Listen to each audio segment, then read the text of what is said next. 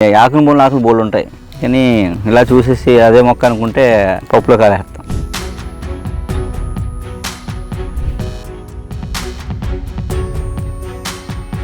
దేని యందు శ్రద్ధ కలదో అది అందరూ ఉంటుంది, దేని మీద శ్రద్ధ అయితే పోద్ది.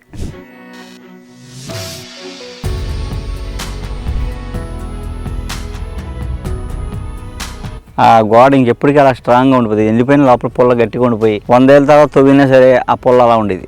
ఇది గోడ పూరేడు పేరు. గోడ పూరేడు ఎందుకంటే గోడలు కట్టారు దీంతో. తడకలు వెళ్ళేసి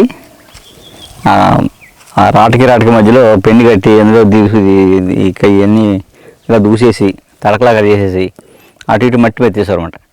మెత్తేస్తే ఇంకా మట్టి గోడ చెదబట్టిది కాదు, చెదబడతామట. ఆ గోడ ఇంకెప్పటికీ అలా స్ట్రాంగ్గా ఉండిపోతుంది. ఎండిపోయిన లోపల పుల్ల గట్టిగా ఉండిపోయి 100 ఏళ్ళ తర్వాత తవ్వినా సరే ఆ పుల్ల అలా ఉండేది. గట్టిగా మళ్ళీ తెలియదు కాదు, అంత గట్టిగా ఉండేది. అలాగే గోడ పూరేడు అంటారు. అలాగే ఇంట్లో పొలికట్టలు కడతారు, పశువుల పాకల దగ్గర అది ఇంటి దగ్గర తుడుచుకోవడానికి కట్టలు కట్టి తుడుచుకుంటారు అనమాట.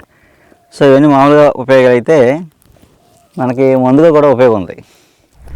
మామూలుగా ఇది దీంతో వంట వండుకోవచ్చు, అంటే పచ్చడి అన్నమాట. ఈ లేతాకులు కట్ చేసుకొని ఈ లేచీలు ఇవన్నీ కోసుకోవచ్చు, ఇలాగా లేతాయి కోసుకొని గోంగూర పచ్చడిలాగా చింతపండు, ధనియాలు, ఎండుమిర్చి నూనెలో పోపు వేయాలి. ధనియాలు, జీలకర్ర, ఆవాలు, ఎండుమిర్చి వేసి పోపు పెట్టి అందులో యాకులు వేసేయాలి. వేసేసి ఇవి కూడా మగ్గిపోతాయి. మగ్గిపోయిన తర్వాత చింతపండు కొద్ది వేసేయాలి. వేసి కొంచెం ఉప్పు వేసేసి దింపేసుకొని రుబ్బేసుకోవడం. పచ్చడి చాలా టేస్టీగా ఉంటుంది.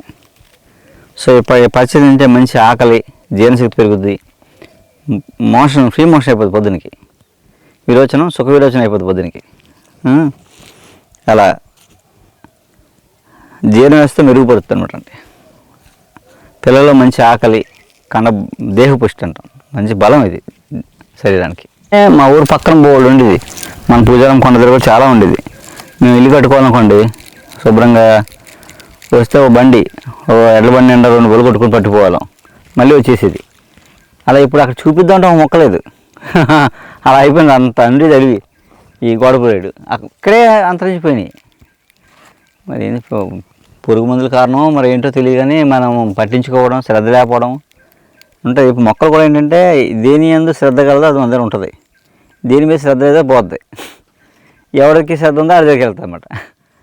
అలా ఏంటంటే ఇప్పుడు ఇవి కూడా అంతరించిపోతున్నాయి. కాబట్టి వచ్చినందుకే నేను సీడ్ కలెక్షన్ విత్తనాలు కలెక్ట్ చేశాను అన్నమాట. ఇప్పుడు ఇలా ఎన్నో 1 కేజీ విత్తనాలు కలెక్ట్ చేస్తే మళ్ళీ ఒక 100-1000 మొక్కలు ఎన్నో అవుతాయి. ఈ మళ్ళీ ట్రైబ్స్కి ఇచ్చి చుట్టూ కట్ట కింద వేసామనుకోండి, వాడికి చుట్టూ కంచిలాగా ఉంటుంది.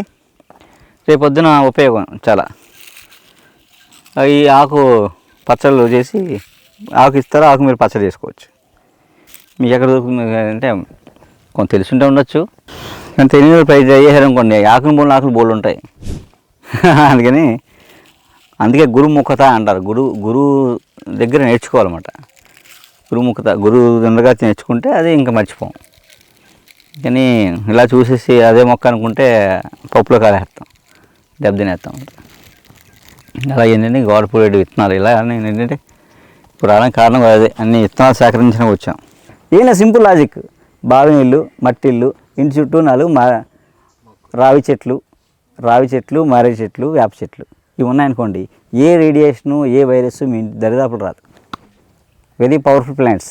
మామిడి, రావి, మర్రి, వేప, కదంబం ఈ 5 వృక్షాలు కానీ మన ఇంటి చుట్టూ ఉంటే మీకు వైరస్, రేడియేషన్, రేపొద్దున రేడియేషన్ ఎంత ప్రభావం మనకి, రేడియేషన్ ఎఫెక్ట్ చాలా దారుణం. ఇక ఇప్పుడు రేడియేషన్ వల్ల పిచ్చుకలు చచ్చిపోతున్నాయి, ఆ ట్యూమర్స్ ఫామ్ అయిపోయి. ఇక ఈ 5Gలు 6Gలు వచ్చాయనుకోండి, ఇక రేడియేషన్ ఇంకా పెరిగిపోతుంది. మనకేం లేదు, ఎంత మంచిగా ఉన్నా, ఎంత బాగున్నా బ్రెయిన్లో ట్యూమర్స్ వచ్చేస్తాయి. వేప, కదంబం, మారేడు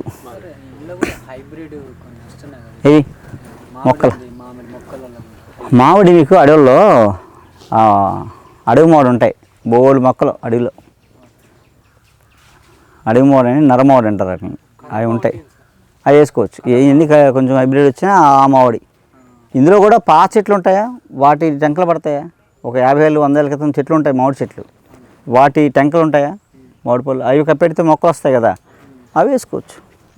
అవన్నీ ఒక మామిడి చెట్టు ఒక 15 ఏళ్ళు 20 ఏళ్ళు పెరిగింది అనుకోండి, 5 కిలోమీటర్ల దూరంలో ఉన్న గాలిని ప్యూరిఫై చేసేయగలదు చెట్టు. 5 కిలోమీటర్ 5 km అంత పవర్ఫుల్. మారేడు కానీ రావి కానీ ఇవన్నీ కూడా. రావి మీకు రేడియేషన్ రాకుండా చేయడంలో వెరీ పవర్ఫుల్ ప్లాంట్. రావి బతకడం కోసం సిటీలో ఉండాలి, పని అయిపోయాక సిటీ దగ్గరలోని పల్లెటూరులోకి వెళ్ళిపోవాలన్నమాట. బతకడం కోసం సిటీకి వెళ్ళి పని చేయాలి, సాయంత్రం పల్లెటూరు వెళ్ళిపోవాలన్నాను. లేకపోతే 4 రోజులు పని చేసి 2 రోజులు వచ్చి పల్లెటూరు బతకాలి, అప్పుడు పెరుగుతుంది లైఫ్.